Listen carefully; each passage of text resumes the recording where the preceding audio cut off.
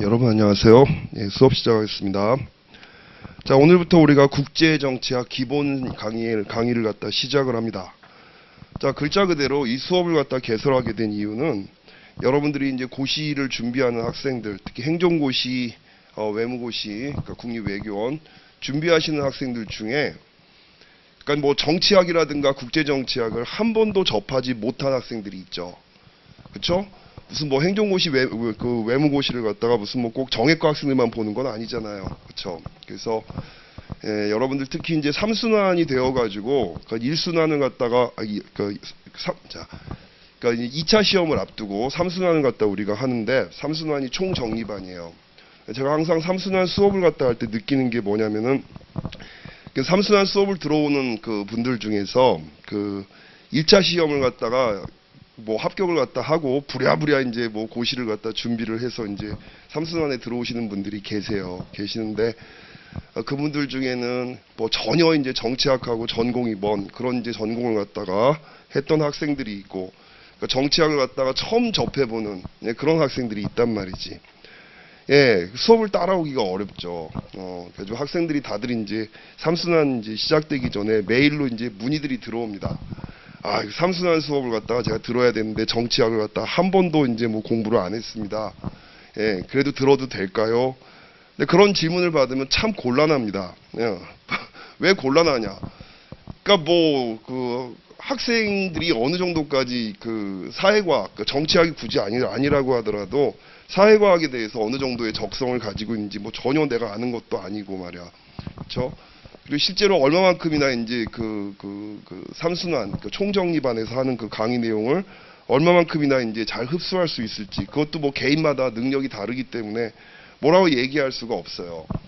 예, 그래갖고 3순환을 듣기는 좀 무리인 것 같다라고 하는 이제 그 얘기들을 갖다 가끔가다 해주는데, 그럼 뭐 1순환을 들을까요? 2순환을 들을까요? 이렇게 물어본단 말이지. 그래서 그럴 때마다 느끼는 게 바로 뭐냐면 전공을 안 하는 학생들이 그 아주 기초부터 공부를 하지만 그래도 나름대로 완벽하지는 않지만 시험에 나올 만한 주제들을 갖다가 좀 포괄적으로 다루고 있는 그런 이제 수업들, 그러니까 가장 기초적인 걸 하지만 그러면 깊이 들어가진 못해요. 그렇죠? 가장 기초적인 걸 다루니까 기초적인 걸 다루면서도 어때? 시험에 나올 주제들을 한 번씩은 다 건드려 볼 그런 이제 수업을 갖다 하나 만들면 좋겠다라고 하는 생각을 늘 하고 있다가 몇 년 전부터 이제 그 학원 측에서 기본 강의라고 하는 것들을 개설할 수 있게 해주셔가지고 그래서 재작년부터인가 제가 기본 강의를 겨울방학을 이용을 해서 하고 있습니다.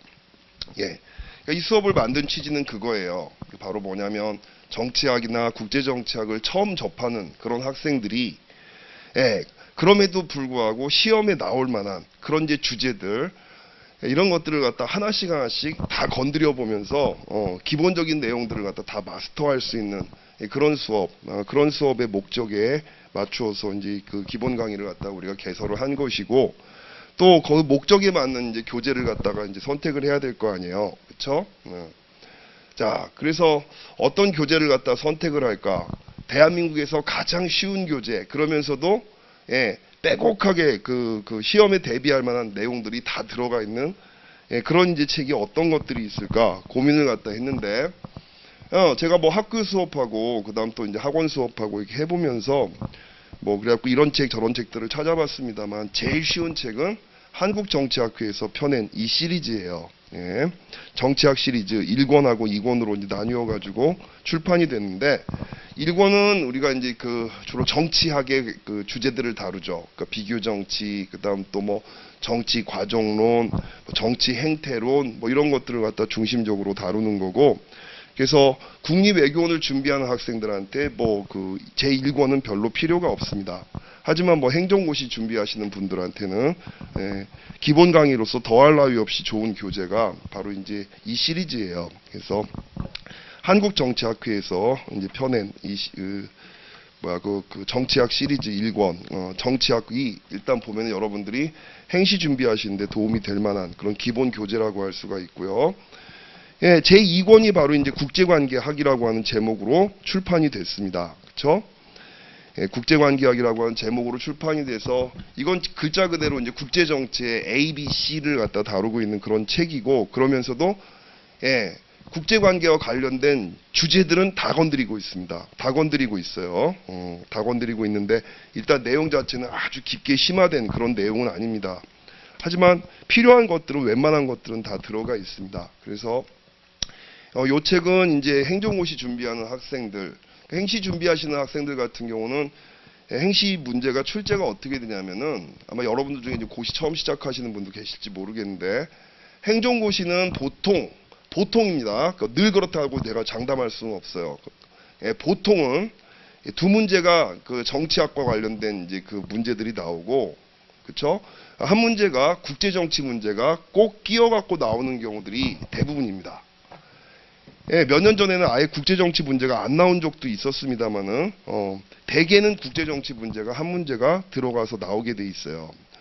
그리고 이제 뭐 외무고시 준비하시는 분들, 국립외교원 준비하시는 분들은 국제정치학 시험 과목이 있잖아요. 그 국제정치학 시험 과목에 당연히 이제 이 국제정치와 관련된 내용이 들어가고 그게 한 두 문제 정도가 되고 국제정치 문제가 한 문제는 외교사 문제가 꼭 이제 끼어서 나오죠.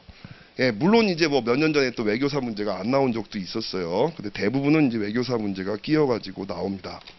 그래서 지금 우리가 처음 시작하는 이 단계에서는 외교원을 준비하는 학생들한테도 기본 강의는 좀 필요하고, 왜냐하면 전공이 아닌 학생들은 특히 처음 시작하는 분들한테는 필요하고, 그리고 또 이제 행정고시를 갖다 준비하는 학생들도 적어도 국제정치에 대한 이제 이해가 있어야 되기 때문에 그래서 이 수업은 행시를 준비하시는 학생들 그리고 외시를 준비하는 학생들이 모두 수강할 수 있게 그렇게 설계를 했습니다. 자, 교재 얘기 잠깐 해보면요. 앞에서 얘기했지만 이 교재는 박영사에서 나온 정치학 시리즈 1권, 2권은 이거 한국정치학회에서 진짜 각 잡고 쓴 겁니다. 여러 이제 그 전공 분야의 그 교수님들, 선생님들께서 모이셔가지고 진짜 제대로 된 교재 한번 만들어 보자. 맨날 우리가 이제 학교에서 개론서 같은 거, 정치학 개론 같은 것들을 갖다 공부를 할 때, 또는 국제정치학 개론 같은 거 공부를 할 때 보면은, 좀 우리나라에 참 맞지도 않는 어떤 번역서, 이런 것들을 갖다 가지고 공부를 하기도 하고, 굉장히 오래된 무슨 이런저런 두꺼운 책, 그 교재들 있잖아. 그러니까 어투라든가 이런 것들도 상당히 보면은 이제 좀 옛날 냄새가 나는 이런 책들을 갖다 가지고 우리가 그 교재로 많이 쓰고 그랬었는데, 그게 아니라 좀 쉽고 정치학 전공이 아니더라도 일반 대중도 읽을 수가 있는 그런 책을 갖다 한번 만들어 보자라고 하는 그런 야심을 갖다 가지고 이제 편집을 한 책이에요. 그래서 각각의 챕터를 갖다가 그러니까 한 사람이 쓴 책이 아니라 여러 사람들이 공저를 하다 보니까 각각의 챕터를 그래도 각각의 분야에서 한 자락씩 한다는 사람들이 맡아가지고 이제 쓴 책입니다. 그러다 보니까 한 사람이 쓴 것보다 더 나을 수가 있어요. 그렇죠? 각 분야의 전공자들이 이제 나눠가지고 예를 들어 갖고 정치 경제를 갖다가 이제 그 챕터를 저술해야 되는데 정치 경제 쪽하고 전혀 관계가 없는 그런 전공을 하신 분이 정치 경제 쪽을 갖다 정리해서 쓰려고 아무래도 약간 빈 내용 같은 것들이 좀 부실할 수가 있잖아. 근데 이 책 같은 경우는 각 챕터별로 해갖고 전공자들이 썼기 때문에 그런 문제가 아무래도 좀 적습니다. 그래서 꽤 괜찮은 교재예요. 2015년에 이제 처음 출판이 됐고 2024년, 그러니까 작년이죠. 작년에 개정판이 나왔는데 제가 지금 이제 이 개정판, 특히 국제정치 개정판은 지금 제가 처음 다시 사가지고 지금 처음 이제 손에 들고 왔습니다. 그래서 뭐가 얼마나 바뀌었는지는 잘 모르겠어요. 근데 그 정치학 개정판은 개정판도 2024년도에 나왔는데 정치학 개정판은 좀 실망이었어. 개정판인데 개정된 게 별로 없어가지고 그래서 좀 업데이트가 안 된 게 있어가지고 좀 실망을 했는데 이 국제정치학 교재는 글쎄 얼마나 업데이트가 됐는지 저도 이제 새 책을 갖다 가지고 한번 봐야 되는 이제 그런 상황입니다. 자, 이제 그런 목적을 갖다 가지고 이제 우리가 이제 수업을 만들었고요. 될 수 있으면 이제 쉬운 언어와 그다음 이제 그 쉬운 풀이로 이 교재를 갖다 우리가 16번에 걸쳐서 학습을 하도록 하겠습니다. 물론 이제 공부하는 도중에 좀 이게 많이 부족한 챕터가 있다. 교재가 다 괜찮은데 외교 정책 파트가 조금 이제 부실해요.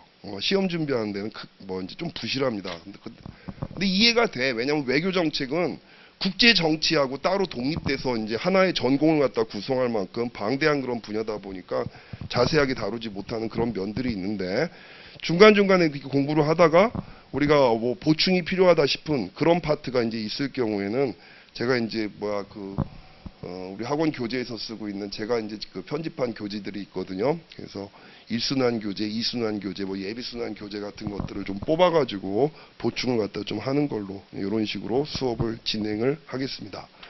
전반적으로 수업 텍스트를 갖다 그냥 충실하게 텍스트 중심으로 하고 공부를 하면서, 그러니까 아무리 이제 쉽게 이제 쓰려고 한 책이지만 그럼에도 불구하고 일반 대중들한테 이해하기가 어려운 그런 이제 문장이라든가 용어라든가 이런 것들이 있어요. 그런 부분들 같은 경우는 제가 여러분들한테 해제를 해드리도록 하겠습니다.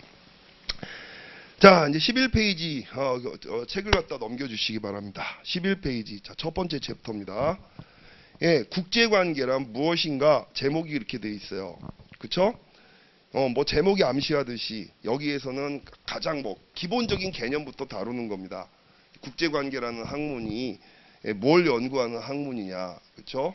국제관계학이라는 학문이 또 다른 전공들하고 비교해 봤을 때 어떤 특징들이 있느냐, 뭐 이런 것들을 쭉 정리한 그런 챕터입니다. 자, 읽어볼게요. 자, 머리말. 세계를 어디까지로 볼 것인가? 사람들의 인식의 확장과 함께 세계는 넓어져 왔습니다. 걸어서 혹은 말을 타고 갈 수 있는 곳까지를 세계로 이해했던 시대에서 이제는 비행기를 타고 혹은 우주선을 타고 가서 볼 수 있는 곳까지 세계로 인식하게 되었습니다. 과학기술의 발전과 함께. 자, 세계의 인식, 이거하고 관련돼 가지고 내가 자주 생각하는 게 있어요, 여러분들. 자, 우리나라 사람들, 일반 대중들뿐만이 아니라 외교관들을 만나봐도, 실제로 내가 이런저런 프로젝트 같은 거 하면서 외교관들을 접촉할 그런 기회도 있었고, 유학할 때 대사관에서 잠깐 알바를 한 적도 있었거든요. 자, 이 외교관들을 갖다 만나도, 자, 이 사람들이 인식하는 세계가 굉장히 한정적이구나라고 하는 생각을 해. 자, 예를 한번 들어볼까요, 여러분들? 자, 여러분들이 그 머릿속에 세계를 갖다 알고 세계 지도가 탁 떠오를 겁니다. 자, 근데 여러분들이 보면 이제 그 국제 정치 뭐 현상이라든가 뉴스라든가 기타 여러 가지 이제 무슨 뭐 논문이라든가 이런 것들을 쫙 봤을 때 여러분이 이제 알고 있는 세계의 범위로 한번 생각을 해보자고. 자, 우리 이렇게 생각합니다. 미국에 대한 얘기 뉴스 같은 거 많이 나오지. 중국, 일본, 한국, 러시아, 자, 동남아, 그쵸? 그 다음부터는 개별 국가가 아니라 동남아야, 그쵸? 동남아. 그 다음 아프리카, 그쵸? 그 다음 유럽, 이런단 말이야. 그쵸? 실제로 보면은 우리가 하나의 그 개별 국가로 인식하는 나라가 머릿속에 들어있는 나라들이 많지 않아요. 그쵸? 많이 아는 것 같으면서도 가만히 보면은 실제로 굉장히 우리들의 인식이 제한되어 있다는 거야. 자, 예를 한번 들어볼까? 여러분들이 독일의 대학교 이름 몇 개나 될 수 있어요? 네덜란드의 대학교 이름은 뭐 몇 개를 낼 수 있지? 벨기에는 어떤 대학들이 유명하지? 프랑스의 대학들은 어떤 학교들이 있지? 자, 영국에 있는 학교들은 몇 개야? 그럼 여러분들 영국에 있는 학교들은 몇 개 이름을 댈 수 있어? 미국의 대학들 이름 대봐. 미국의 대학들은 훨씬 더 많은 이름을 댈 수 있단 말이야. 자, 그만큼 우리들의 세계에 대한 인식이 상당히 제한되어 있다는 겁니다. 그쵸? 자, 그러다 보니까 외교 정책이라든가 아니면 이제 그 국제 관계를 갖다가 이제 그 실행하는 데 있어서도 상당히 편중된 그런 이제 외교라든가 정책들을 갖다가 쓰게 되는 이런 상황이죠. 자, 그렇습니다. 자, 과학기술의 발전과 함께 이루어진 교통통신의 발달은 이제 우리가 이해하는 세계를 지구촌을 넘어 태양계까지 확장시키고 있습니다. 세계는 넓고 할 일은 많다는 어떤 경영인의 글귀가 떠오릅니다. 이거 책 제목이죠? 누가 쓴 거야? 김우중 회장이 쓴 거죠. 옛날에 우리 대학 다닐 때 나왔던 책이에요. 김우중 회장이 누구야? 대우그룹 설립하신 분. 자, 할 일 많은 세계를 알고자 한다면 국가 바깥에서 펼쳐지는 여러 문제들을 잘 이해해야 합니다. 즉, 국제관계는 세계 각지의 사람, 정치, 사회, 문화와 관련된 것이라는 점에서 흥미로운 연구 영역입니다. 흥미롭지. 하지만 어때? 굉장히 복잡하지.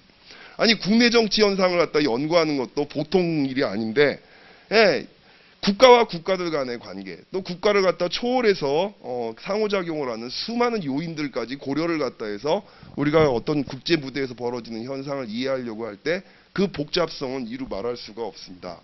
굉장히 복잡한 영역이에요. 거시적인 영역이기도 하고.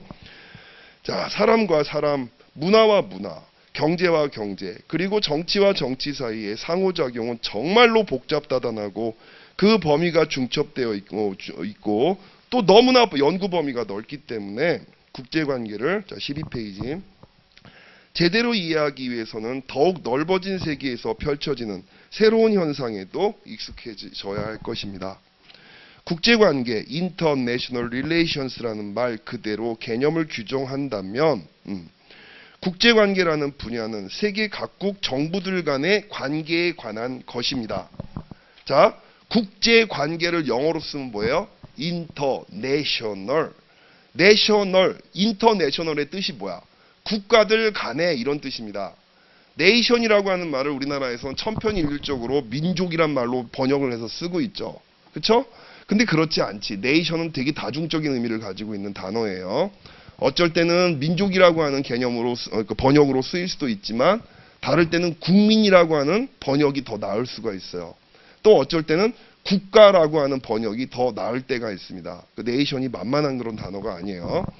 인터내셔널이라고 얘기했을 때 네이션과 네이션의 관계, 국민과 국민의 관계, 국민 간의 관계, 국가와 국가 간의 관계를 의미하는 겁니다. 주로 인터내셔널이라고 얘기하면 국가들 간의 관계를 우리가 이해를 하는 게 일반적이에요. 인터내셔널은 그래서 뭐 국가들 간의 관계에 초점을 맞추는 겁니다. 그러니까 국가가 아닌 행위자들, 또 개인이라든가 아니면 어떤 뭐 다국적 기업이라든가 NGO들이라든가 기타 무슨 종교 집단이라든가 이런 분들은 기본서 어때? 인터내셔널의 범주에서 원래는 배제되는 거란 말이야. 아시겠죠? 예. 인터내셔널이란 말은 그런 의미가 있고 한마디로 국가들 간의 관계라고 하는 그런 의미가 있고 잘 기억하세요. 저 뒤에 가서 또 이 얘기가 나올 겁니다. 그 다음 relations란 말을 쓴단 말이지. 자, 우리가 국제정치 얘기하는데 왜 international politics란 말을 안 쓰고 relations란 말을 쓸까? 옛날에는 international politics란 말을 그냥 일상적으로 많이들 썼습니다.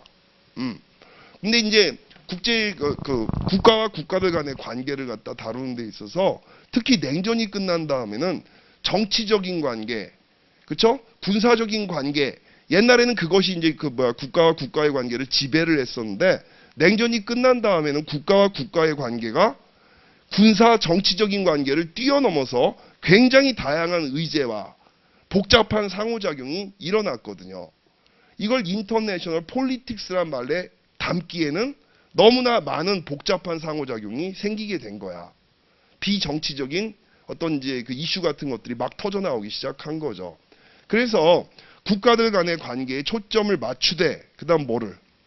국가와의 관계는 보다 구체적으로 국가를 대표하는 행위자가 누구야? 정부죠.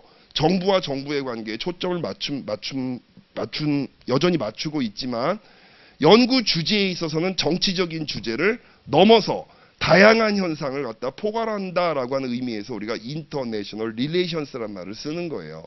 지금은 국제 정치란 말은 사실 잘 안 씁니다. 예, 우리가 이 고시의 세계에서는 말이야 여전히 국제 정치 얘기하지만 사실상 보면은 국제 정치란 말은 이제 잘 안 쓰는 용어예요. 국제 관계란 말을 더 일상적으로 많이들 씁니다. 자, 그래서 이런 얘기가 나오는 거야. 자, 국제관계라는 말, international relations란 말을 말 그대로 개념을 규정한다면 국제관계라는 분야는 세계 각국 정부들 간의 관계에 관한 것입니다. 예, 이해되시죠? 그러나 이와 같은 정부 대 정부 차원의 정치관계에 정치적 관계로만 국한시켜서 이제 그렇게 하면 안 돼. 인터내셔널 폴리틱스로만 국한시킬 수가 없어요. 자, 그래서 정치적 관계에 국한시켜서 다른 부분들과의 상호관계를 생각하지 않고 그 자체만 정치만 독립적으로 분리해서 이해하기는 상당히 어렵습니다. 왜? 여러 가지 이슈가 얽히고 설키거든. 예, 정치적인 이슈만 따로 우리가 떼어서 얘기할 수가 없어요. 정치적인 이슈와 경제적인 이슈, 환경의 이슈, 에너지의 이슈 같은 것들이 마구마구 뒤섞이거든요. 그렇죠? 이를테면 국제관계는 정부뿐만 아니라 이제는 유엔과 같은 국제기구, 초국적 기업, 국제 NGO, 개인들과 같은 다양한 행위자들이 참여하고 정치의 영역뿐만 아니라 경제, 사회, 문화 등의 여러 분야를 비롯해서 지리적, 역사적 영향과 밀접하게 관련이 되어 있습니다. 자, 지금 우리가 국제관계를 시작하는 이 첫 번째 챕터의 주된 목적은 국제관계라는 분야를 소개를 하고 이 영역에서 지금까지 알려진 지식과 이론화된 것들의 기초적인 이해를 도모하며 정치학자들이 국가 간의 관계에 대해 논할 때 사용하는 주요 개념들과 용어 같은 것들을 소개하는 데 있습니다. 이 장에서는 먼저 국제관계를 개념화하고 연구 분야로서 국제관계를 설정하며 즉 연구 분야로서 국제관계는 다른 분야하고 비교했을 때 어떤 특징이 있느냐, 특히 국내 정치를 다루는 전통적인 정치학과 국제정치학은 또 어떤 차이가 있느냐 이런 것들이죠. 그리고 국가를 비롯한 국제관계의 주요 행위자들은 누구인지 살펴보겠습니다. 그리고 국제관계의 여러 이슈들을 분석하고 다루는데 활용할 수 있는 분석의 차원들을 살펴보고자 합니다. 너무 거창한 목표를 갖다가 내세우셨어. 자, 2번 국제관계에 대한 연구. 자, 국제관계란 무엇일까요? 국제관계를 가장 쉽게 이해할 수 있도록 하기 위해서는 자, 첫 번째 중요한 포인트 밑줄 쫙. 국가의 안과 밖에서 펼쳐지는 정치의 속성에 대한 인식이 선행되어야 할 것입니다. 즉 자, 국제 정치라고 하는 걸 이야기하려면 첫 번째 우리가 생각해야 될 게 뭐야? 국내 정치를 하고의 비교를 통해서 국제 정치의 특성을 갖다 한번 살펴볼 수가 있겠죠. 그렇죠? 자, 국내 정치하고 국제 정치는 어떤 관계가 있을까? 공통점이 분명히 있습니다. 국내 정치와 국제 정치의 공통점이 분명히 있어요. 있는데 그럼에도 그러면 공통점만 있으면 우리가 따로 국제 정치라고 하는 국제 관계라고 하는 전공을 따로 만들 필요가 없잖아. 그치? 그냥 국내 정치만 가지고 공부를 하면 될 거 아니야. 그쵸? 근데 뭐가 다른 점이 있길래 국제 정치라고 하는 독특한 분야를 갖다 우리가 별도로 공부를 하고 있는가? 여기에 대한 궁금증이 생기는 거지. 자, 거기에 대한 얘기를 우리가 다뤄보겠습니다. 자, 우선 국내 정치와 국제 정치의 내재적인 속성에 따른 차이점을 보면 내재적 속성에 따른 이런 말 몰라도 돼. 이런 말은 그냥 어려운 말 이런 거 지워버려도 돼. 자, 그냥 차이점을 보면 다음과 같습니다. 먼저 차이점부터 나오죠. 자, 국제 정치는 국가의 영토적 한계를 넘어서서 벌어지는 국가들끼리의 정치를 말합니다. 당연히 국제관계의 주요 초점은 국가들 간의 관계에 초점이 맞춰지는 겁니다. 그쵸?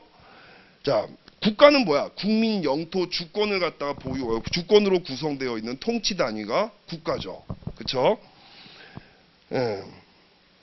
자, 이런 국제 정치는 국가의 내부에서 벌어지는 정치 현상과는 서로 다른 특징을 가지고 있습니다. 어떤 차이가 있느냐? 첫 번째 차이점, 동그라미. 첫째, 국제 정치는 국내 정치와 달리 자, 밑줄 쫙. 정부와 같이 권위적이고 구속력 있는 원칙을 만들고 집행하는 중심적 권위체가 존재하지 않는다. 자, 위에다가 무정부성의 가설 이렇게 쓰세요. 무정부성의 가설. 국제 정치는 기본적으로 뭘 전제하고 출발을 하는 거야? 국내 정치와 국제 정치는 차이가 있는데 가장 중요한 차이점은 뭐다? 첫 번째 차이점은 무정부적인 특징을 가지고 있다는 겁니다.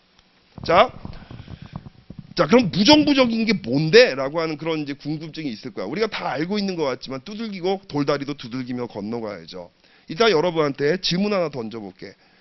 아나키 상태, 무정부 상태에서는 질서가 있습니까? 없습니까?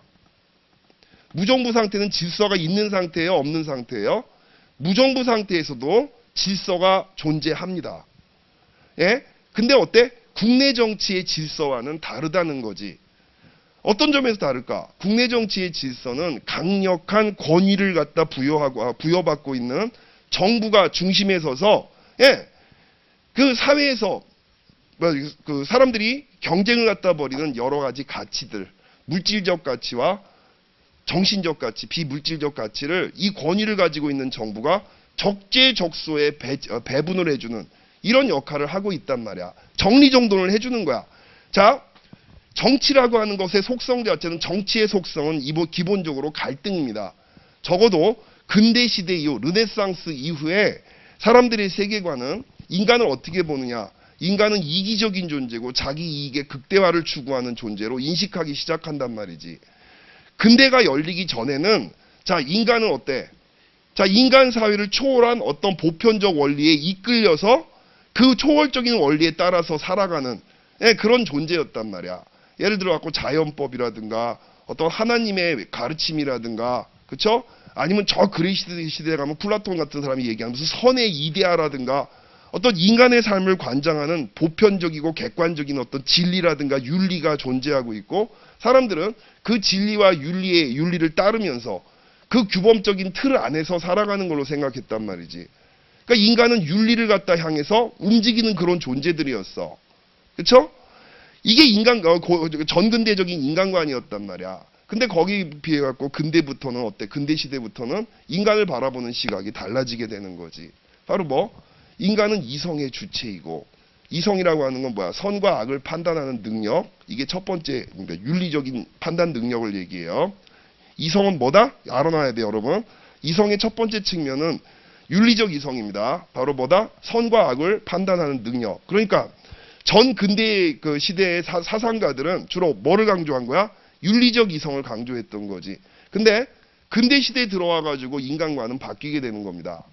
자, 인간은 합리적이다라고 얘기하는데 이성이라고 하는 능력의 두 번째 측면을 강조하는 거야. 이성의 두 번째 측면은 이익을 계산할 줄 아는 능력입니다. 뭐가 자기의 이익이고 뭐가 불이익인가를 갖다 명확하게 계산할 줄 아는 능력. 그럼으로써 이익을 갖다 끊임없이 추구하는 그런 존재로서 인간. 이런 능력을 우리가 뭐라 그래? 도구적 이성이라고 부르는 거예요. 이런 말 많이 들어봤죠. 도구적 이성, 무슨 뭐 도구주의 이런 말 많이 들어봤잖아. 도구적 이성은 이익을 계산할 줄 아는 능력을 얘기하는 겁니다. 우리가 이성이라고 하는 말을 썼을 때, 이성이란 말, 합리주의는 뭐야? 이성을 갖다가 이성에 부합하는 행위, 판단 이런 것들을 우리가 합리적이다라고 얘기하는 거죠. 이때 그럼 이성이 뭔데? 이성은 이 두 가지 능력을 얘기하는 거예요. 도구적 이성, 윤리적 이성. 근대 이후부터는 서양의 이제 그 역사라든가 문화라든가 정치라든가 경제라든가 이런 것들이 도구적 이성을 갖다 중심으로 전개가 된단 말이지. 인간을 뭘로 보는 거야? 인간은 이기적인 놈들이야. 철저하게 자기 이익 중심이고 자기 이익의 극대화를 추구하는 도구적 이성에 입각해서 살아가는 사람들이라고 보는 거란 말이지. 그쵸? 자, 근대 사회부터는 이제 인간을 갖다가 이제 그런 식으로 보는 거란 말이지. 자, 근데 이제 뭐야, 그러다 보니까 어때? 정치의 본질이 근대 이후부터는 갈등적으로 될 수밖에 없어요. 왜? 도덕을 중심으로 사람들이 화합하는 게 아니라 이익을 중심으로 갈등을 벌이는 게 사회야. 모든 사람들은 어때? 잠재적인 경쟁자라든가 아니면 적이 되는 거지. 언제 제가 자기 이익을 위해서 나를 희생시킬지 몰라. 나를 수단화하거나 도구화할지 모른단 말이지. 그쵸? 자, 그러다 보니까 정치라고 하는 것의 본질이 되게 갈등적으로 변할 수밖에 없어. 근대 이후부터. 갈등이야말로 정치의 본질이 돼버리는 겁니다. 자, 그러면은 정치라고 하는 것의 역할은 뭐겠어? 정치의 역할은 이 갈등을 갖다가 적절한 수준에서 중재를 하는 거예요. 갈등을 갖다가 나름대로 해소하는 것. 이게 정치의 중요한 그런 역할이 되는 거고. 자, 그래서 데이빗 이스턴, 좀 이따 뒤에 나올 거예요.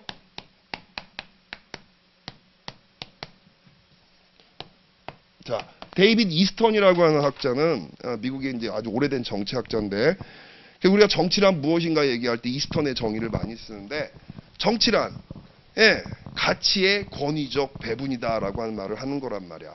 바로 뭐? 자, 서로 이런저런 가치를 놓고 경쟁하는 사람들한테 자, 그 갈등을 막 벌이는 거지. 이 갈등을 갖다가 해소해 주는 게 국가죠. 정치의 역할이야. 정치는 뭐를 하는 거야? 이 가치와 관련된 자원이라든가 신념이라든가 이런 것들을 누구한테 배분을 갖다 할 것인가들을 갖다 정해주는 이런 역할을 갖다 하는 거란 말이지. 그게 정치의 기능입니다. 근데 이걸 위해서는 뭐가 필요하다? 권위가 필요한 거란 말이에요. 권력만 가지고는 안 되고 권위가 필요하다는 겁니다. 권력과 권위는 어떻게 차이가 있는데? 예, 권력은 나중에 또 뒤쪽에 또 권력 얘기 자세하게 하겠습니다만은 타인을 나의 의지에 따라서 행동하도록 만드는 능력, 타인을 나의 의지에 따라서 행동하도록 만드는 능력, 이게 권력이야. 그쵸? 이게 권력이야. 그런데 권위는 뭐야? 여러분이 많이 들어봤잖아. 권위가 뭐야? 권위는 권력을 행사할 수 있는 자격입니다. 쉽게 말하면. 예, 권력을 행사할 수 있는 자격입니다. 그쵸? 당연히 권력을 행사할 수 있는 정당성이 바탕이 되어야 자격을 부여받는 거잖아. 또 정당성이 주어져 있는 그런 권력이란 말이지. 그쵸? 자, 그런 이제 자격을 갖다 가지고서 어때? 적재적소에다가 그 가치를 갖다 배분해주는 역할을 하는 게 이게 정치의 기능이라는 거야. 그쵸? 자, 이런 정부, 이런 기능을 갖다 수행하는 정부가 어때요? 국내 정치에는 존재한단 말이에요. 근데 국제 정치에는 그런 역할을 하는 정부가 존재하지 않는다는 거지. 예, 그런 의미에서 무정부 상태를 얘기하는 거고, 자, 정부가 없는 상태에서도 나름 질서는 존재합니다. 아시겠죠? 자, 그 국제관계의 질서를 바라보는 시각들이 서로 다르기 때문에 서로 다른 이론적인 분파들이 생기게 되는 거예요. 아시겠죠? 예. 자, 그러니까 일단 보면 국제정치의 성격은 상당히 갈등적이다라고 보게 되는 거야. 정부가 없으니까 결국 국가들은 자기 이익의 극대화를 추구하면서 끊임없이 경쟁관계에 돌입하게 되는 거죠. 자, 근데 미리 얘기를 하면 현실주의라고 불리는 그 국제정치의 주요 이론은 이 갈등은 좀처럼 극복되기가 어렵다라고 봅니다. 아시겠죠? 정부와 같이 가치를 권위적으로 배분해주는 그런 이제 기구가 국제정치에서는 쉽게 생겨날 수가 없다라고 보는 게 주로 현실주의자들의 생각이야. 그런 생각에서 결국 어때? 자기 이익의 극대화를 위해서 개별 국가들은 힘을 추구한다. 권력을 많이 가지고 있어야 뭐를 할 수 있어? 자기 이익을 확보할 수 있으니까. 권력을 갖다가 끊임없이 추구해야 되는 것이 국가들의 숙명이다라고 보는 게 현실주의고, 거기에 비해서 우리가 자유주의라고 불리는 그 이론적인 전통은 그래, 맞아. 국제관계는 무정부 상태일 수 있지. 이걸 인정을 해. 인정을 하는데, 자, 그럼에도 불구하고 인간은 어때요? 질서를 찾아갈 수 있다라고 하는 낙관론을 갖다 가지고 있어. 특히 협력을 통해서 질서를 유지할 수가 있다라고 보는 게 자유주의자들의 생각입니다. 예, 이 협력을 위해서 특히 뭐가 중요해? 국제기구라든가 제도 같은 것들을 통한 협력이 매우 중요하다라고 자유주의자들은 보는 거예요. 아시겠죠? 자, 내친김에 한 가지 더 얘기해 보면 또 최근에 이제 영향력이 상당히 있는 구성주의라고 하는 그런 국제정치 이론에서는 아니야. 국제정치는 본질적으로 무정부적인 게 아니야. 이렇게 얘기를 해. 헐, 이상하지? 그럼 뭔데? 사람들이, 특히 많은 이론가들이 국제정치를 무정부적인 상태로 그려냈기 때문에 우리가 국제정치를 무정부적인 상태로 이해를 하고 있는 것이지. 이렇게 얘기를 하는 거예요. 예, 즉 무슨 소리? 예, 그 국제관계의 다양한 행위자들이 서로 간의 부단한 상호작용을 통해서 나름대로 어때? 너와 나를 하나로 묶어주는 공통의 인식을 가질 수가 있다는 거야. 처음에는 따로따로지. 자, 각자가 따로따로야. 근데 어때? 부단한 상호작용, 교류라든가 심지어는 싸우기도 하고 티격태격하기도 하고 협력도 하면서 그래가면서 어때? 너와 나의 거리를 좁혀가는 거죠. 나는 나, 너는 너. 이런 정체성에서 점점 정체성이 뭐가 되는 거야? 우리라고 하는 정체성으로 바뀌어가게 된다는 거야. 그쵸? 이걸 통해서 국제관계는 매우 질서가 자리 잡혀 있는 이런 상황으로 우리가 이해할 수가 있다는 거지. 그쵸? 근데 그동안 많은 국제정치학자들이 국제관계를 갖다가 갈등적인 것으로 인식을 해놓고 자기들이 그런 식으로 국가들은 이익의 극대화를 추구하는 행위자인 것처럼 그런 식으로 계속 인식을 하고 그런 식으로 계속 연구를 하고 논문을 갖다 쓰고 하다 보니까 어때요? 그 시각에서 국제정치를 갖다 분석을 하고 할 뿐만 아니라 정책적 처방도 그렇게 해왔다는 거죠. 제가 너를 배신할지 모르니까 너는 군사 안보 정책을 해서 국력을 키워야 돼. 군사력 확장해야 돼. 이런 식의 처방을 하게 되고 실제로 실무를 담당하는 사람들도 어때? 그 처방에 따라서 이런저런 이제 정책들을 쓰다 보니까 그 결과 국제 정치가 굉장히 갈등적인 상황으로 돼버린 것이다. 이게 구성주의라고 불리는 이론적인 학파의 인식입니다. 예, 그래서 국제관계에 아까 얘기한 무정부 상태를 어떻게 인식하느냐에 따라 학파들 간의 논리가 달라지게 되는 거예요. 출발점은 지금 나왔죠. 무정부성의 가설인데 이게 그만큼 중요한 의미를 가지고 있는 거란 말이지. 무정부 상태를 어떻게 인식하느냐에 따라 갖고 이론적인 경향들이 달라진다는 겁니다. 그쵸? 자, 구체적인 얘기는 뒤쪽 가갖고 이제 우리가 이론 얘기할 때 자세하게 나올 겁니다. 자, 다시 돌아가 보면은 자, 국제 정치에서는 자, 그 정부와 같이 권위적이고 구속력 있는 원칙을 만들고 집행하는 중심적인 권위체가 존재하지 않는다. 무정부 상태의 가설이 첫 번째 국제 정치의 특징입니다. 말하자면 세계 정책을 수립하고 실시하는 통일된 중앙 정부가 없다는 것은 세계 모든 국가들을 통제하고 일률적으로 규제할 수 있는 중앙의 권위체가 존재하지 않는다는 의미입니다. 그렇죠? 그러니까 권위각께서 가치를 적재적소에 배분해주는 그런 기능을 갖다 수행하는 정부 같은 것들이 존재하지 않는다는 거죠. 다음 둘째, 국가들이 지켜야 할 법을 제정하는 입법기관도 존재하지 않습니다. 당연하죠. 자, 따라서 국제사회에서 법은 국가들 스스로 만들고 국가들의 자발적인 의사에 따라 준수되고 있습니다. 지들이 법을 만들고 지들이 준수하는 거야. 여러분 이런 생각할 수 있어. 아니 저기 여러 이제 그 정부들이 조약을 갖다 맺기도 하고 국제기구에서 어떤 뭐 만들어진 어떤 규약이라든가 이런 것들이 법적인 힘, 효력을 갖고 있지 않나요? 그럼 걔네들이 입법 기능을 한다고 할 수 있지 않아요? 맞아요. 즉 그걸 부정하는 게 아니야. 재밌는 게 뭐야? 자기가 법을 만들고 준수 여부를 자기가 판단하는 거야. 그 얘기를 하는 겁니다. 국가들이 법을 만들잖아. 정부의 대표들끼리 조약을 체결하죠. 그렇죠? 그리고 그 조약을 갖다 계속해서 준수할 건가 어느 순간에 파기할 건가 이거 누가 결정해? 결국 그 정부가 결정하지. 국제연합에 많은 회원국들이 모여가지고 자 인권에 관련된 규약을 발표합시다. 뭔가 만들었어. 만들었는데 어때? 그 규약을 나는 준수 안 할래. 난 빠질래. 자 그렇잖아. 어떤 조약이라든가 협약에서부터 빠져가는 나가는 그런 이제 그 나라들이 있잖아. 지금 미국 보라고. 그렇죠? 예, 파리 협정, 그 환경 협정에 대해서 지금 이탈하려고 하죠. 그다음 또 뭐야? 여러 다른 나라들하고 맺었던 자유무역 협정으로부터 이탈하려고 하죠. 자, 국가들이 자기들이 법을 만들고 자기들이 준수할 건가 말까를 자기들이 결정해. 이게 국제 정치의 특징이에요. 그렇죠? 자, 이를테면 국제법은 국가들이 필요에 따라 스스로 만든 것이며 국제법의 준수도 국가들의 의사에 따라 좌우되고 있다는 겁니다. 지금 제가 말씀드린 게 이거죠. 나아가 국제법을 위반하는 국가 및 행위자를 자신의 의사와 상관없이 처벌할 수 있는 사법부도 없다고 할 수 있습니다. 여러분이 또 여기에 대해서 우리가 또 뭔가 이제 시비를 한번 걸어볼 수 있지. 수많은 국제 형사재판소, 인권재판소 등등 재판소들이 많이 있는데요. 문제는 재판소가 있지만 국내의 법원이라든가 사법기구처럼 작동하지 못하죠. 예, 정치적인 영향력을 되게 많이 타게 된단 말이야. 자, 그게 현실이라는 거지. 여러분 예를 한번 들어가지고 1973년인가 4년인가 보다.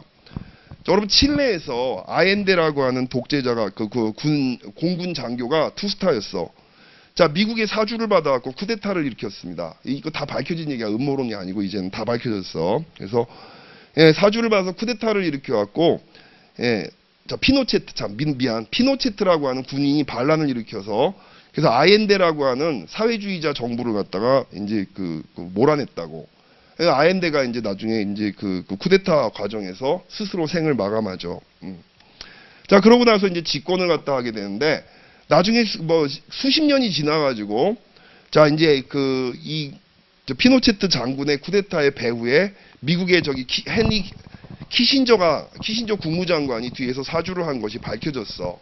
밝혀졌는데 자, 그래 나중에 이제 난리가 났단 말이야. 내가 유학할 때 이제 한참 유럽에서 시끄러웠었어요. 그래서 피노체트를 갖다가 체포를 해서 뭐 이제 뭐 법원에 세우자, 인권법 재판을 받게 하자, 인권 재판을 받았다고. 근데 이때 이제 많은 인권 단체들이 했던 게 바로 뭐냐면은, 자, 얘를 사주한 애도 처벌해야 되는 거 아니냐?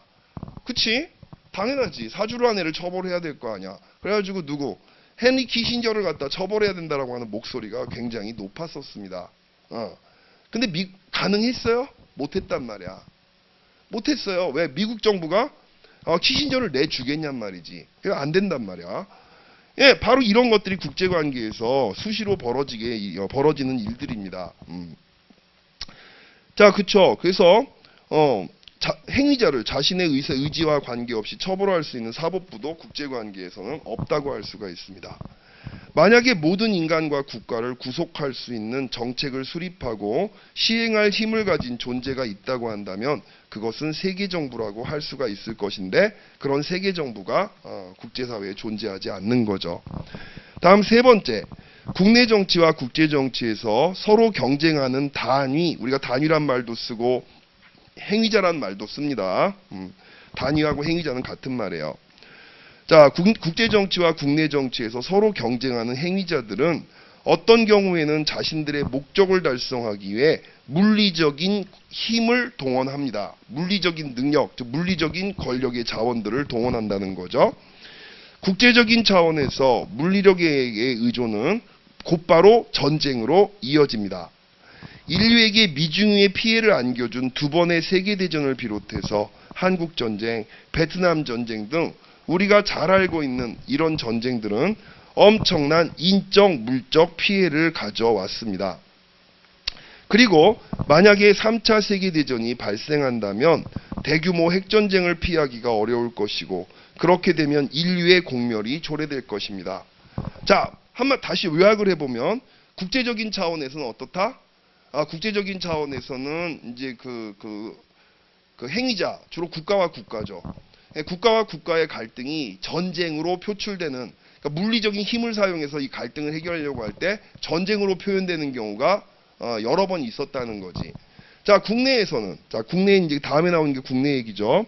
그러나 국내적인 차원에서는 물리적인 힘에 의존한다고 할지라도 상호 공멸을 전제로 한다든지 대규모 전쟁 상황 등을 가정할 수가 없을 것입니다. 여기에 포인트는 상호 공멸이에요. 상호 공멸.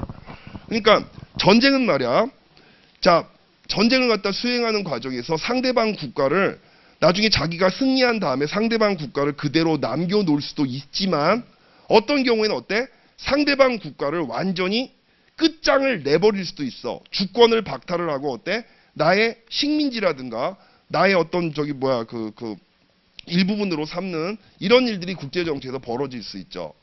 국내 정치에서는 당연히 물리적인 폭력을 쓰는 그 내전이라든가 쿠데타라든가 군사 쿠데타라든가 그 과정에서 물리적인 폭력을 갖다가 쓰는 경우가 있단 말이지. 있지만 어때?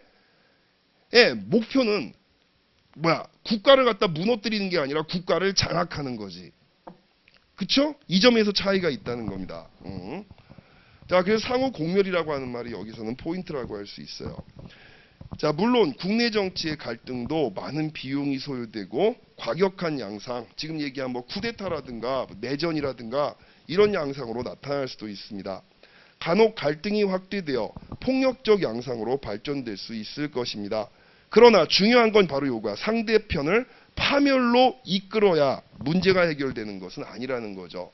국가를 완전히 파멸화시키는 게 아니라 어때? 국가를 장악하는 것이 목적이 되는 거지. 주로 국내에서 물리적인 그런 갈등이 벌어질 때는. 이게 또 이제 차이점이라는 겁니다. 한편, 자, 이제부터 다 나오는 거는 국내 정치하고 국제 정치의 유사성을 좀 따져보는 거예요. 유사성도 있어요. 자, 국내 정치와 국제 정치의 동질적인 측면도 다음과 같이 살펴볼 수 있습니다. 첫째는 국가의 안과 밖에서 벌어지는 정치 영역에서, 자, 첫 번째, 국제 정치, 국내 정치, 바로 정치가 교집합이지. 정치의 본질에서 유사한 점이 있다는 겁니다. 어떤 점에서 그러냐? 지금 제가 얘기한 권력의 배분, 가치의 권위적 배분이라고 하는 측면에서는 유사성이 있다는 거예요. 자, 볼게요. 자, 국가의 안과 바깥에서 벌어지는 정치 영역에서 추구하는 목적의 하나가 공의, 권력의 획득, 유지, 강화와 관련된 활동입니다. 국내 정치도 국제 정치도 결국은 뭐 권력이 중요한 거야. 권력을 획득하고 유지하고 강화를 갖다 한다라고 하는 목적을 가지고 이루어진다는 거죠. 또한 정치적인 목적을 위한 수단으로서 물리적 수단이 동원될 수도 있습니다.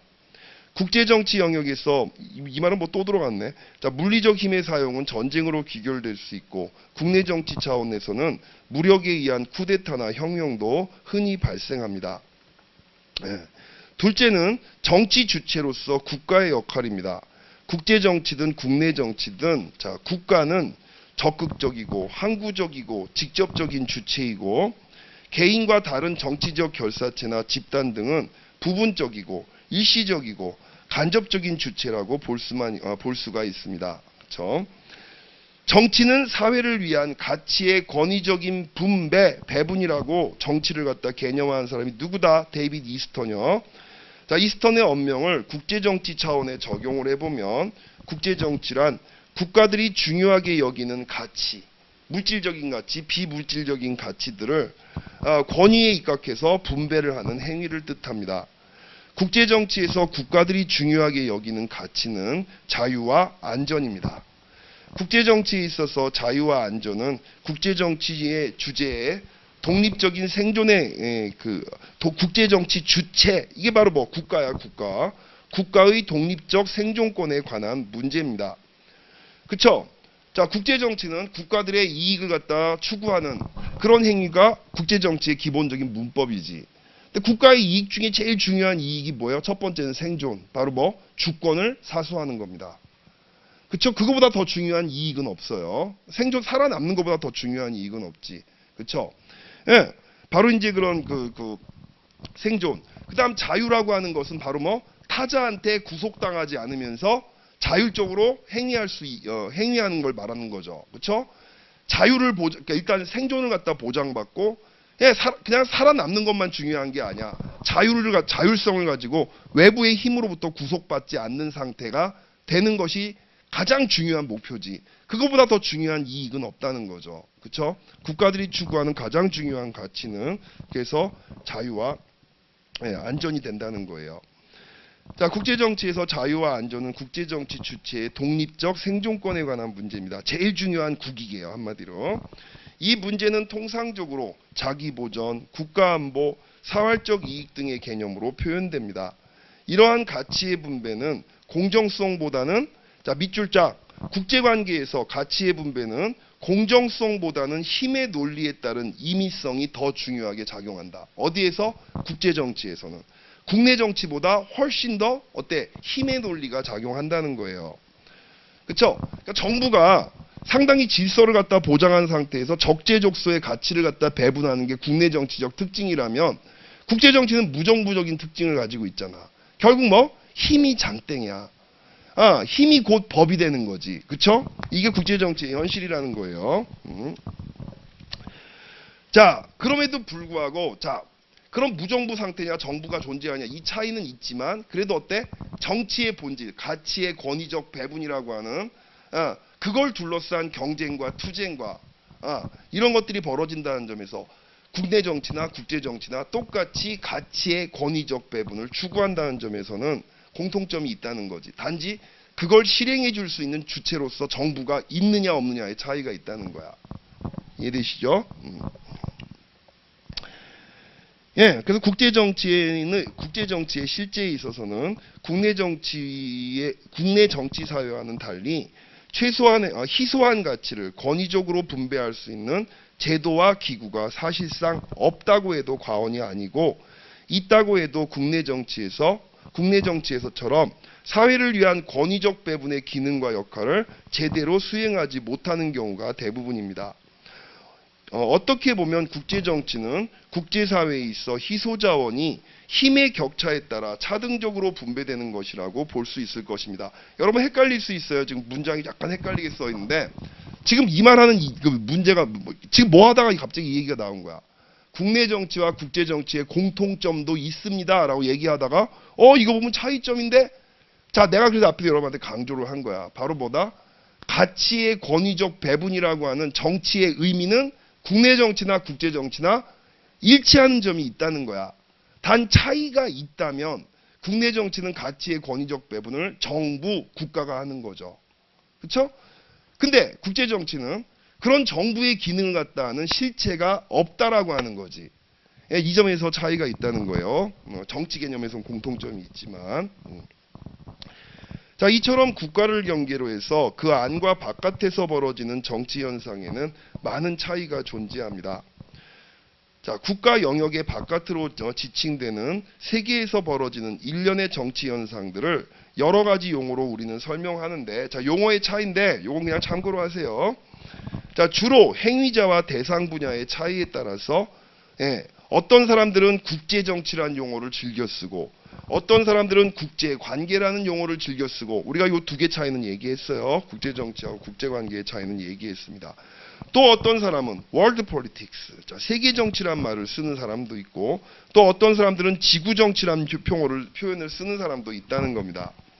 자, 너무 기계적인 얘기인데 그냥 밑에 나오는 걸로 그냥 간단하게 그냥 설명하고 넘어갈게요. 자, 용어에 대한 풀이인데, 자, 국제 정치는 자, 민족국가, 사실은 네이션 스테이트를 민족국가로 번역을 했는데 국민국가로 번역하는 게 사실은 더 좋은 것 같아.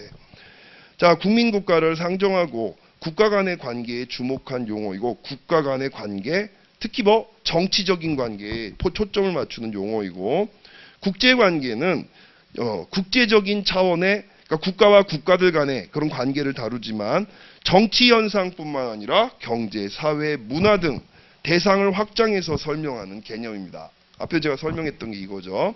또한 세계 정치는 국가를 포함한 다양한 행위자, 그러니까 국가가 아닌 행위자들, 비정부 행위자라고 얘기하죠. 무슨 NGO, 그다음 또 무슨 뭐 다국적 기업, 무슨 국제기구 다 포함되는 거야.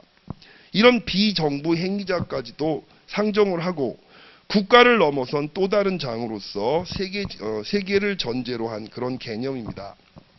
이런 정부 행위자, 비정부 행위자가 상호작용으로 해서 만들어내는 질서. 자, 이게 이제 바로 세계 정치죠. 그리고 지구 정치는 이른바 세계화 시대를 맞이해서 지구가 하나의 큰 틀로 자리매김되면서, 우리가 지구촌 그러잖아요. 그러면서 질적 변화의 모습을 보이고 있는 범세계적 차원에서 벌어지는 정치 현상의 의미를 담고 있습니다. 때로는 월드 폴리틱스하고 글로벌 폴리틱스를 구분 안 하고들 많이들 씁니다. 자, 이처럼 각각의 용어가 함축하고 있는 의미상 약간의 차이가 존재하지만 국제관계와 국제정치라는 용어는 많은 경우 혼용돼서 사람들이 쓰고 있습니다. 또한 국가 영역의 안과 바깥은, 그러니까 국내 정치와 국제 정치는 서로 상호작용하면서 긴밀하게 서로 연계되어 있음도 간과해서는 안 될 것입니다. 특히 냉전이 끝난 다음에 이런 상황이 점점 더 심화되고 있어. 안과 밖의 구분이 상당히 흐려지고 있는 그런 상황입니다. 예. 자, 이거는 국내적인 관계야. 이건 국제적인 관계야. 그렇게 뚜렷하게 구분하기가 어려운 일들이 굉장히 많이 늘어나고 있다는 거예요. 예를 한번 들어볼까? 여러분, 유럽연합 국가들이 쓰는 화폐 있지, 유로. 내가 처음 프랑스 유학 갔을 때는 프랑스던 시대에 유학을 갔다가 유학하는 도중에 유로로 바뀌었어. 예, 화폐 개혁하면서 그 다음 이제 물가가 많이 올라가고 막 이제 그래서 사람들이 불만도 많았었지. 기억이 생생한데. 자, 유로라고 하는 이슈. 자, 만약에 유럽연합에서 자, 우리가 유로를 갖다 중심으로 해서 한번 회의를 해봅시다. 자, 이렇게 돼버렸을 때, 자, 그러면 유로는 말이에요, 여러분. 자, 외교적인 과제야? 아니면 국내 정치적 과제야? 그 구분이 딱히 됩니까? 자, 정치학 공부하는 학생들은, 자, 이원 정부제에 대해서 아마 들어본 학생들이 있을 거예요. 프랑스 같은 경우는 대통령하고 총리의 권한이 나뉘어져 있잖아. 총리는 어때? 주로 내정, 내치를 담당을 하고 대통령은 외교, 국방을 담당한다고. 권한이 나뉘어져 있어. 행정부가 두 개의 머리를 갖고 있는 거야. 수상과 대통령으로. 그래서 우리가 이걸 이원 정부제라고 부르잖아요. 그렇죠? 자, 프랑스 같은 나라는 실제로 내가 경험을 했는데 되게 애매해져. 자, 유로를 갖다 가지고 협상을 한다. 그러니까 각국의 정부 대표가 나오세요. 대통령이 가야 돼, 총리가 가야 돼. 예, 그 둘이 같이 가는 경우도 있어요. 둘이 사이가 좋으면 괜찮은데 아이고 대통령은 A당 대통령. 예, 그리고 뭐야 그 총리는 B당에서 이제 그 선출된 총리. 이래 버리게 되면은 뭐 티격태격하고 갈등도 많지. 근데 어때? 같이 회의를 가는 경우가 있단 말이야. 안과 밖의 구분이 가면 갈수록 모호해지는 이런 상황 때문에 벌어지는 일들입니다. 예, 그렇죠. 자, 2번 연구 분야로서 국제관계. 학문의 영역을 명확하게 구분하는 것은 손쉬운 것은 아닙니다. 자, 우리가 어떤 전공, 연구 분야라고 하는 것이 따로 독자적으로 존재하려면 기본적으로 두 가지는 갖춰야 돼. 예, 기본적으로 두 가지는 꼭 갖춰야 돼. 첫 번째는 바로 뭐다? 다른 전공과 구분되는 연구 주제가 있어야 합니다. 아시겠죠? 그래야 전공이 성립될 수가 있는 거야. 예, 그 다음 두 번째는 그 연구 대상을 갖다 분석하기 위한 독자적인 연구 방법이 있어야 됩니다. 아시겠죠? 이 두 가지가 결합이 되어 가지고 사실상 전공이 만들어지게 되는 거거든요. 자, 학문의 영역을 명확하게 구분하는 것은 손쉬운 것은 아닙니다. 학문은 현실 세계와 상호작용하기 때문에 그 영역을 고정불변의 것으로 분류해 놓을 수는 없을 것입니다. 오히려 현실 영역과 학문 영역은 부단히 영향을 주고받음으로써 학문 영역은 또 다른 자기 변신이 이루어지기도 하고, 바로 뭐 현실의 영향 때문에 학문의 영향을 갖다 받아서 변화할 수도 있는 거지. 과거에는 각광을 받던 이론이 현실에 맞지 않게 되니까 어때? 뒤로 밀려나고 새로운 이론이 각광을 받게 되는 이런 일들이 자주 생기잖아요. 그렇죠? 자, 그런 식으로 해서 학문 영역은 그런 자기 변신이 이루어지기도 하고, 또 현실 영역은 변화의 모멘텀을 얻기도 합니다. 이거 말을 좀 고쳐야 되겠다. 반대로 말이야, 그 현실 영역은 어때? 바로 뭐 학자들의 어떤 정책적인 처방, 학자들이 만들어낸 어떤 분석하는 시각, 국제관계를 바라보는 시각, 거기에 사로잡혀서 영향을 받게 되는 거죠. 그쵸? 있는 그대로 보는 게 아니라 바로 뭐 렌즈를 끼고 보는 거야. 학자들이 만들어준 렌즈, 학자들이 만들어준 어떤 개념이라든가 이론의 렌즈를 끼고 세상을 갖다 보고, 그 자기가 인식하는 세상에 맞춰가지고 현상에 맞춰가지고 정책을 갖다가 추구하게 되는 거지. 이런 식으로 해갖고 학문이 현실에 또 영향을 미칠 수도 있다는 겁니다. 예. 자, 연구 영역으로서 국제관계론의 경계를 분명하게 나누는 것도 쉬운 작업은 아닙니다. 정치학의 한 하위 분야로서 국제관계론은 다음과 같은 학문적 변화의 과정을 겪었습니다. 자, 오랫동안 글쎄 이건 조금 논쟁점이 있어. 국제관계학은 오랫동안 정치학의 한 부분으로 간주가 되어 왔었어요. 예. 근데 지금은 어때? 워낙에 국제정치 연구 분야가 방대해져 가지고 자, 뭐 해외 대학들뿐만이 아니라 우리나라에서도 국제관계가 따로 정치학으로부터 분리되어 나가는 이런 추세에 있다고 할 수가 있습니다. 여러분들 아시겠지만 여러분들 공부하고 계시는 학교들 중에도 국제학부 같은 이런 별도의 학부가 이제 만들어져 있는 그런 학교도 벌써 있죠, 우리나라에도. 자, 그래서 우선 국제관계로는 다음과 같은 학문적 변화의 과정을 겪었습니다. 우선 외교 정책 분야의 정립입니다. 즉 외교 정책은 한 국가가 자국의 이익을 위해서 국제사회를 향해 취하는 모든 행동을 의미합니다. 한마디로 어때? 자, 다른 전공에서는 외교 정책이라고 하는 주제를 잘 안 다루죠. 독자적인 연구 주제를 가지고 있는 거야, 국제정치학은. 자, 둘째로는 국제정치의 연구 분야가 다음과 같이 구획된 겁니다. 이는 둘 이상의 국가들이 자국의 외교정책 목표를 달성하기 위해 정치, 군사 분야에서 상호작용하는 정치 현상, 이걸 다루는 게 국제정치학의 연구 주제야. 자, 지금 이 주제는 어때? 다른 사회과학 전공하고 구분이 되죠. 다른 사회과학 전공에서 A국가, B국가 간의 군사적 관계, 경제적 관계를 다룬다? 자, 그런 경우는 별로 없잖아. 주로 국가보다는 뭐를 다루는 거야? 자, 정부의 행위도 다루지만 주로 비정부 행위자들의 초점을 맞춰 다루는 게 사회학, 정치학, 예, 뭐 이런 학문들의 이제 주제였던 거 아닙니까? 그쵸? 거기에 비하여 독자적인 연구 분야가 있다는 겁니다. 국제관계는. 자, 국가와 다른 단체, 그러니까 국제기구, 다국적 기업, 국제 NGO 등등 사이에서 일어나는 정치를 연구하는 그런 학문으로 자리매김이 된다는 거죠. 셋째로는 국제관계 분야의 정립입니다. 즉, 둘 이상의 국가들이 자국의 외교정책 목표를 달성하기 위해 국가와 국가 간의, 자, 국제관계는 국제정치하고 차이가 있다고 앞에 제가 되게 길게 얘기를 했죠. 여기 나오잖아. 또 국가와 국가 간의 정치뿐만 아니라 군사 부문과 민간 부문, 그리고 민간 부문 사이의 경제, 사회 분야에서 발생하는 상호작용까지 모두 포함을 하는 겁니다. 이런 연구 주제가, 연구 분야가 있다는 거고요. 국제관계에서. 자, 네 번째 연구 분야, 연구 대상. 넷째로는 세계 정치 분야에 관련된 것들입니다. 즉, 국제사회가 점차 상호 의존되고 통합되는 추세에 따라서 단순히 특정 국가 간의 현상이라는 의미보다 국제체제의 모든 체제 발생적 현상을 포함하는 정치를 뜻합니다. 자, 이 말 너무 추상적이라 무슨 소리인지 잘 모르겠지. 사례를 한번 얘기를 해볼게. 자, 내가 박사학위 때 이제 공부를 갖다 했던 게 한국 고속철도 계약을 둘러싼 경제 외교입니다. 자, 고속철도 계약을 갖다가 이제 우리 여러분 쭉 살펴보면 말이야. 예, 일본, 독일, 프랑스 세 나라의 철도 회사가 자국의 철도 기술을 한국에 팔아먹기 위해서, 한국의 KTX 사업에 팔아먹기 위해서 경쟁을 하게 되는데, 이 국제 계약에는 이 다국적 기업들만 경쟁을 할까? 아니에요.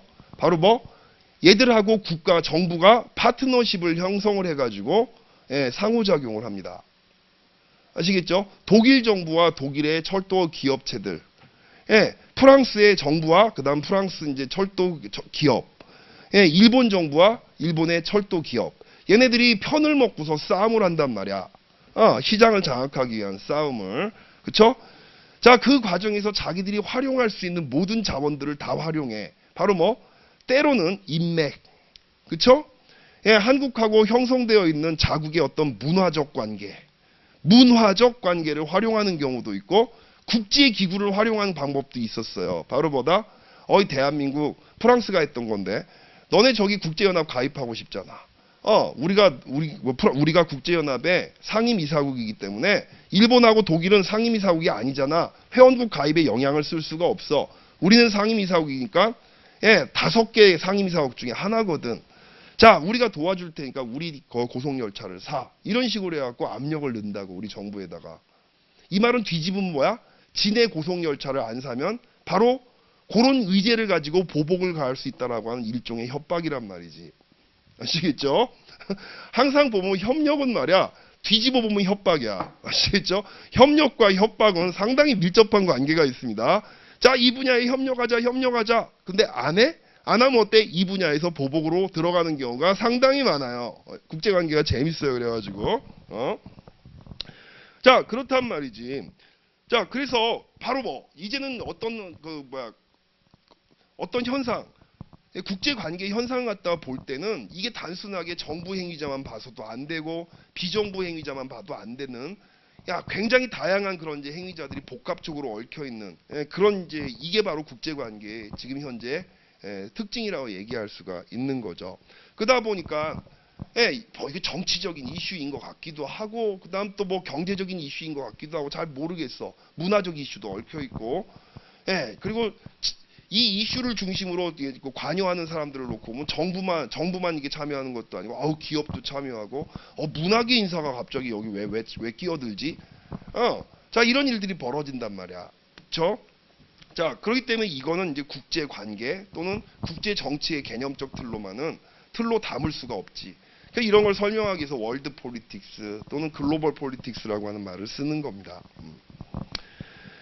자, 다시 읽어볼게요. 세계 정치, 즉 국제사회가 점차 상호 의존하고 통합되는 그런 추세에 따라서 단순히 특정한 국가들 간의 현상이라는 의미보다는 지금 벌어지는 여러 가지 일들이 국제 시스템의 모든, 말이 어렵지, 체제 발생적 현상, 다양한 행위자들이 구성해내는 질서란 얘기입니다.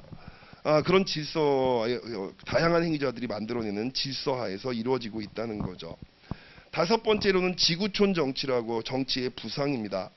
교통통신의 발달로 거리의 단축에 따른 글로벌화가 일상적으로 나타나면서 국제사회의 상호의존과 통합현상이 심화되어 세계가 하나의 지구촌을 형성함으로써 발생하는 정치현상들을 의미합니다. 자, 이런 것들이 다 뭐야? 국제관계의 연구 대상으로 지금 들어와 있다는 겁니다. 자, 이러한 맥락을 이해를 하면 물론 이제 아까 얘기한 이론적인 경향에 따라서 이 연구 주제 중에서 어떤 주제를 더 선호하느냐 이론적인 경향에 따라 달라져요. 자, 이러한 맥락을 이해하면 국제관계와 인접학문 분야에 대한 이해가 훨씬 더 쉬워질 수 있습니다. 즉 무슨 소리? 인접학문과 국제관계의 차이점이 명확하게 포착이 된다는 거죠. 자, 16페이지 가셔서 국제관계 분야는 국제정치를 바탕으로 기본적으로 국제정치를 바탕으로 경제학, 역사학, 사회학, 기타 분과학문들과 연계되는 학제적 성격을 띠고 있습니다. 그럴 수밖에 없어요. 그렇죠? 기본적으로 독립되는 연구 주제가 있지만 그렇다고 어때? 이 분야를 갖다 좀 더 체계적으로 연구하기 위해선 다른 전공들의 도움이 필요한 경우가 상당히 많습니다. 그렇죠? 그러므로 국제관계는 국가의 경계를 초월해서 행해지는 인간의 모든 상호작용과 이에 영향을 미치는 여러 가지 요소들에 대한 연구라고 규정해 볼 수가 있습니다. 그러나 국제관계학이 이러한 다양한 분야를 전부 포괄할 수는 없습니다. 따라서 국제관계학은 그래도 그러니까 굉장히 아무리 복잡해지고 다양해지고 있다고 하더라도 그래도 기본은 있다야. 바로 뭐? 정부와 정부 간의 관계를 기본으로 한다는 겁니다. 아시겠죠? 그걸 베이스로 한다는 거예요. 만약에 그것까지 무너져 버리게 되면 국제정치학의 고유한 특성 같은 것들이 남아있기가 어렵지. 그러니까 실제로 여러분 이제 막 냉전 끝났을 때 국제정치학이 더 이상 존재할 수 있느냐 심각한 그런 논의들이 있었어요. 학계 내에서 외국 학계에서 있었어. 왜? 자, 주로 안보 문제, 국가와 국가들 간의 어떤 안보 문제, 군사 전략 문제 이런 쪽으로 많이 연구들을 했었는데, 아니 뭐 안보 분야에서 적대적인 세력 하나가 사라져 버렸어. 그럼 우리는 뭘 연구하지? 예, 이래가면서 국제 정치가 뭐 이제 사라지는 거 아니냐 이런 위기감도 있을 정도였었어요. 그래도 국제 관계는 뭐를 바탕으로 살아남아 있는 거야? 예, 국경을 초월한 국가와 국가의 관계, 정부와 정부의 관계가 그래도 가장 중요하게 국제정치의 기본 테마를 아직까지도 구성하고 있다는 거죠. 예, 그렇습니다. 다시 한번 읽어볼게요. 따라서 국제관계학은 정부와 정부 사이의 관계를 여전히 중심으로 다루며 다른 민간 부분의 상호작용은 정부 사이의 상호작용과 관계 설정에 영향을 주는 한도 내에서 관심을 기울입니다. 따라서 대학에서도 국제관계론은 별도의 학위를 수여하는 전공과정으로 인정하거나 그렇죠. 이제 국제관계 학과가 또는 국제관계 전공이 따로 독립되어 나가는 거야. 이렇게 전공과정으로 인정하거나 혹은 국제관계 학과를 별도로 설치해서 운영을 하고 있습니다. 그러나 아직까지도 많은 대학에서는 정치학 전공학과에서 국제관계론을 커리큘럼에 포함시켜서 가르치는 경우가 많이 있죠. 특히 우리나라. 그렇죠. 자, 오늘날 국제적인 상호작용은 정부에 의해 행해지는 외교정책의 상호작용뿐만 아니라 다양한 비국가 행위자에 의해서도 이루어지고 있고 나름대로 정치적 역할과 영향력을 비국가 행위자들이 이제는 나름대로 정치적 역할과 영향력을 가지고 있습니다. 따라서 국제적 상호작용은 국가와 국가 간의 관계, 국가와 비국가 행위자 간의 관계, 비국가 행위자와 비국가 행위자 간의 상호 간에 발생하는 것으로 개념화를 할 수 있습니다. 물론 그래도 기본적 시각은 국가와 국가 간의 관계를 그래도 주로 삼는다 이거죠.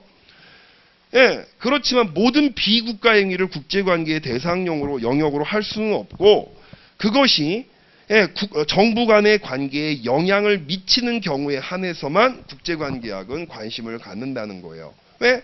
아무래도 기본은 국가와 국가의 관계를 베이스로 하니까. 자, 국제정치 영역은 국가와 국가 그리고 국제기구들과의 관계를 주로 다루지만 국제관계 영역은 사회, 즉 민간 그 민간 행위자들 간의 관계까지도 폭넓게 다룹니다. 그러나 국제관계의 가장 핵심적인 영역은 국가, 국제기구, 국가 상호 간의 관계라고 할 수 있으므로 국제정치가 국제관계의 대표적인 영역이라고 할 수가 있습니다. 그쵸? 국제관계는 그러니까 국제정치보다는 포괄적 개념이지. 그쵸? 근데 국제관계 안에서도 어때? 여전히 국제정치가 제일 중요하죠. 그쵸?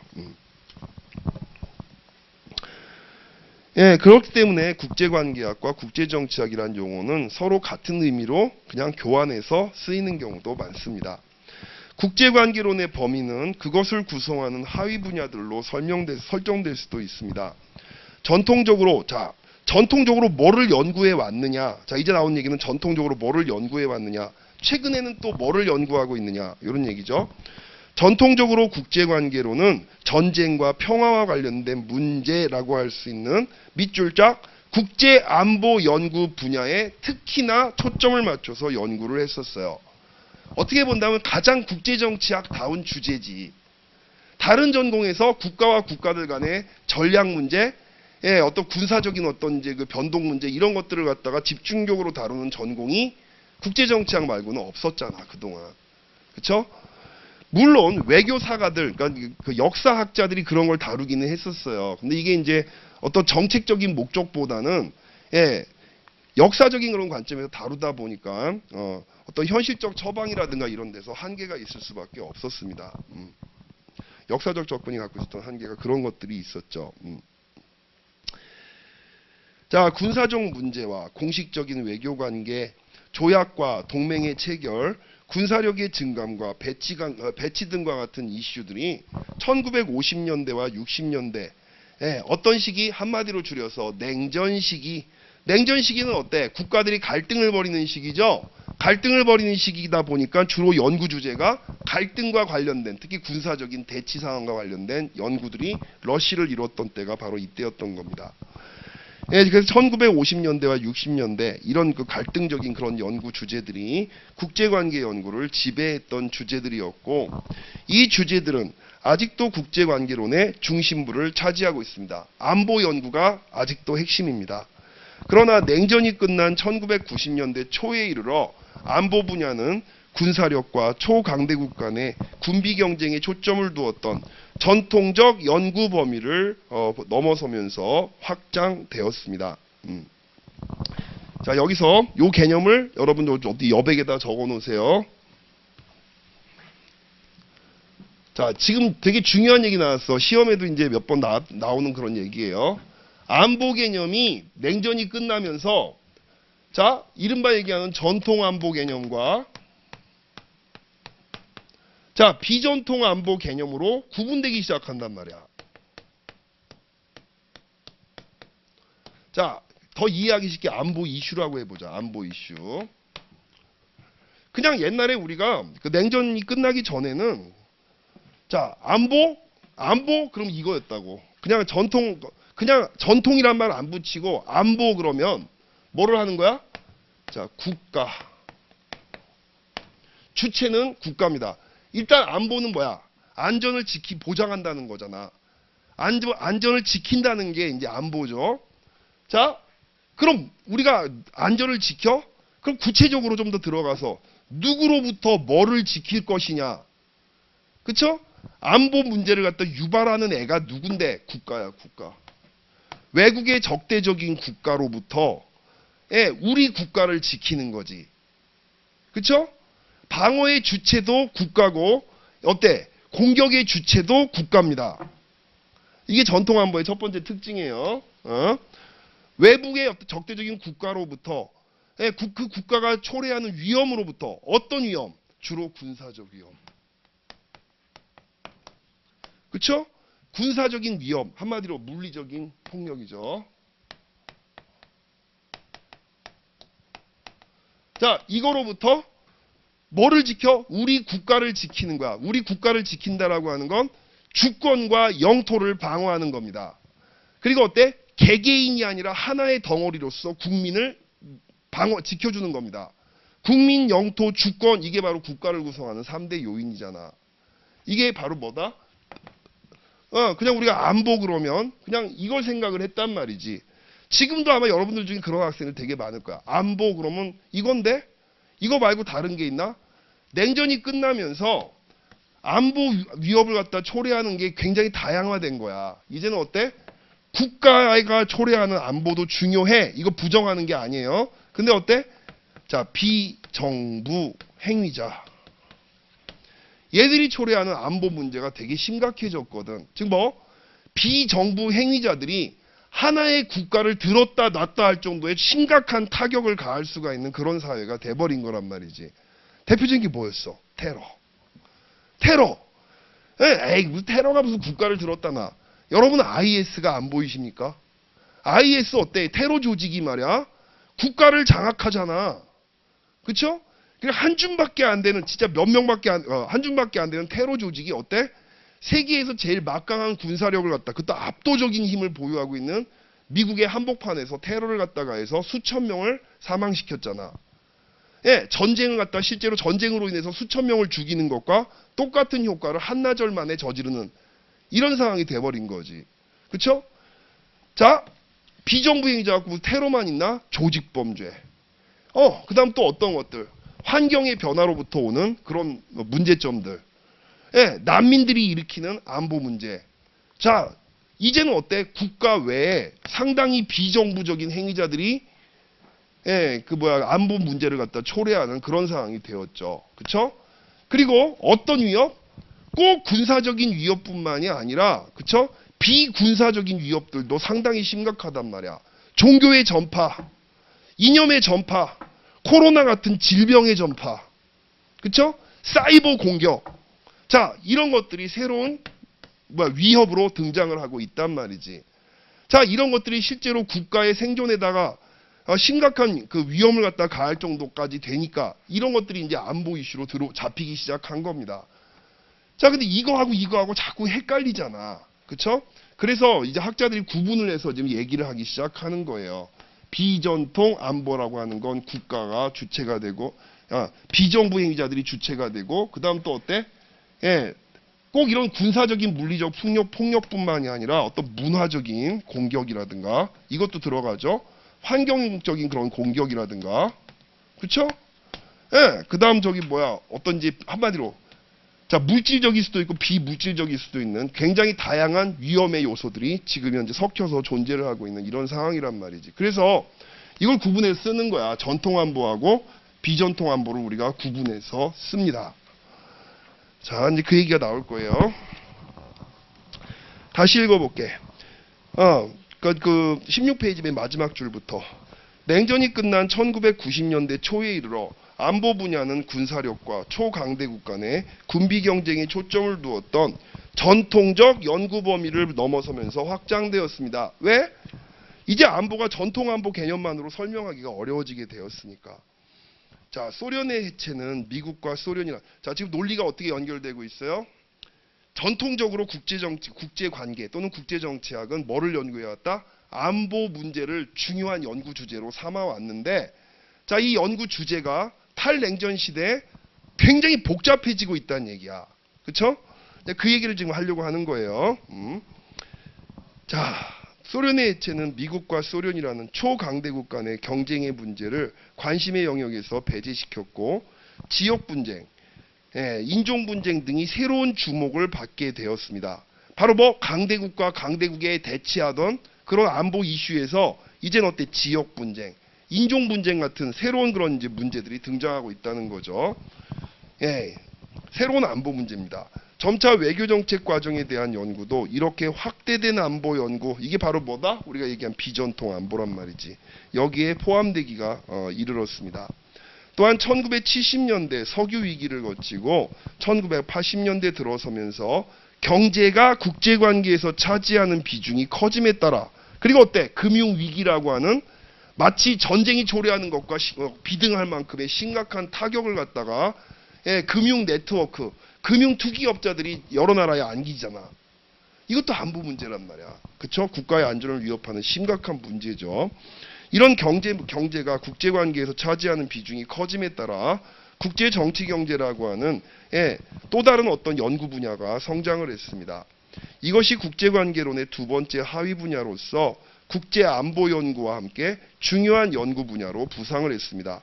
제가 바로 이거 전공하는 사람이에요. 국제정치경제 쪽으로 전공을 하는 사람이고, 내 18번은 산업중장비, 더 깊게 들어가면 철도산업입니다. 더 깊게 들어가면 고속철도 산업입니다. 자, 국제정치경제 분야에서는 국가 간의 무역관계와 금융관계를 다루고, 국가들이 국제경제 및 금융 문제를 관할하는 국제제도의 창설과 유지에 작용하는 정치적 변수 등에 대해서 분석을 했습니다. 특히 1990년대 들어서면서 그 전까지 주로 부유한 국가들 간의 관계에 주목했던 그런 연구 경향에서 벗어나 경제적 의존, 외채, 외국 원조, 기술 이전 등과 같은 부국과 빈국 사이의 전 지구적 남북관계 문제들이 주목받게 되었습니다. 자, 남북관계, 여기 옆에다 처음 들어보는 학생들은 남북관계, 남한하고 북한 얘기가 왜 갑자기 튀어나오지? 이렇게 생각하시는 분도 있을 거예요. 옆에다가 용어 하나 쓰세요. 남북관계와 동서관계. 예, 남북관계와 동서관계. 국제관계 자주 쓰는 용어거든. 남북관계는 남반부 국가들과 북반구 국가들 간의 관계를 얘기하는 겁니다. 비유적 표현이야. 이게 바로 뭐? 부유한 국가와 빈곤한 국가들 간의 관계. 주로 어때? 부의 불평등과 관련된 그 이슈를 우리가 남북 문제라고 얘기하는 거고, 예. 동서 문제, 동서 관계라고 하는 건 뭐를 얘기하는 거예요? 동유럽과 서유럽의 관계를 얘기하는 거예요. 그러니까 봐. 이념적인 대립이지. 자유주의 대 공산주의의 대립 같은 이념적인 대립을 갖다 얘기할 때는 우리가 동서관계라는 얘기를 많이 씁니다. 예, 그래서 지금 이제 국제 정치 경제의 이제 그 연구 주제가 남북관계 주목을 했다. 남한하고 북한에 주목했다는 얘기가 아니라 뭐다? 예, 경제적 불평등, 선진국과 개도국 간의 경제적 불평등에 초점을 갖다 맞추는 연구도 많이 등장을 했다. 이것도 내 또 다른 연구 주제 중에 하나입니다. 예. 자, 그렇죠. 자, 이념적 갈등에 기초한 여기 나오네. 동서 대결의 냉전 체제가 종식되면서 남북 문제가 더욱 중요한 문제로 부상하게 되었던 겁니다. 국제 환경 관리 문제, 환경 문제와 세계적인 통신 문제, 글로벌 통신 문제가 역시 중요한 문제로 되고 있습니다. 이에 따라 국제 정치 경제라는 하위 분야의 범위가 확대되고 있습니다. 국제관계론의 연구 분야에 이와 같은 국제정치경제와 안보 사이의 밀접한 관계를 인식하고 국제정치경제를 포괄해서 범주화를 했습니다. 국제안보를 이해하는 데 도움이 되는 원칙이나 이론들은 동시에 국제정치경제를 이해하는 데도 필요한 부분이 됩니다. 자, 국제안보에서 경제가 중요해졌고 또 경제에서도 안보 문제가 중요해지는 21세기의 양상이 그렇게 변해가고 있다는 거죠. 근데 사실은 옛날에도 그랬어요. 학자들이 자꾸 새로운 현상이라고 부르는데 옛날에도 보면 어때? 서로 맞물려 있었지. 예를 들어 갖고 경제적 이익을 갖다가 취하기 위해서 정치적인 관계를 갖다 활용하는 경우가 상당히 많았던 거고 당연한 거야. 어떻게 보면은 당연한 얘기지. 또 어때? 정치적 이득을 취하기 위해서 경제적인 그런 것들을 하는 경우도 많았지. 예를 한번 들어볼까? 재밌는 얘기하고 쉽게요. 1980년대 초반에 그러니까 이제 프랑스에서 이제 사회당 공산당 연립 정부가 수립이 됐습니다. 자, 58년도 헌법 제정되고 나서 처음이었어. 이 좌파가 그 정권을 장악한 게. 자, 그러고 나서 북한이 로비를 되게 많이 했어. 바로 뭐 프랑스가 나서가지고 북한을 갖다 외교적으로 승인해달라고.